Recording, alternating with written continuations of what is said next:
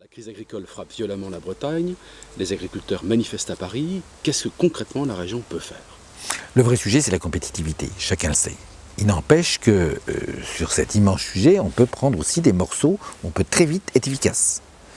La région s'occupe des lycées. Dans les lycées, on sert chaque année en Bretagne 14 millions de repas. Ça veut dire que c'est un marché conséquent, important. Moi, ce que je propose, c'est que désormais ne soit servi dans les cantines des lycées que de la viande bretonne, au moins française, si possible bretonne, avec des animaux nés, élevés, abattus, transformés en Bretagne. Donc de l'activité, c'est quand même le paradoxe. Les parents travaillent dans l'agriculture, dans l'agroalimentaire, et leurs enfants consomment des produits qui viennent de l'extérieur, alors qu'on est une des plus grandes régions agroalimentaires de France et d'Europe. Il faut en finir avec ça. Aujourd'hui, il n'y a pas grand-chose en transparence sur le sujet. Aucune transparence, parce qu'on nous dissimule un véritable échec, qui est celui qu'on importe massivement de la volaille, de la viande bovine, etc., pour nos cantines.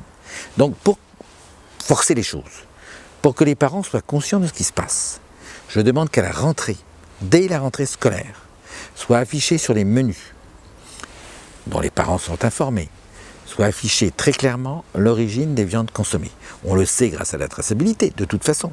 Eh bien qu'on le dise, et qu'ainsi les familles aient un pouvoir de pression sur les collectivités. C'est une bonne chose, c'est aussi ça la démocratie, informer pour évoluer dans le bon sens.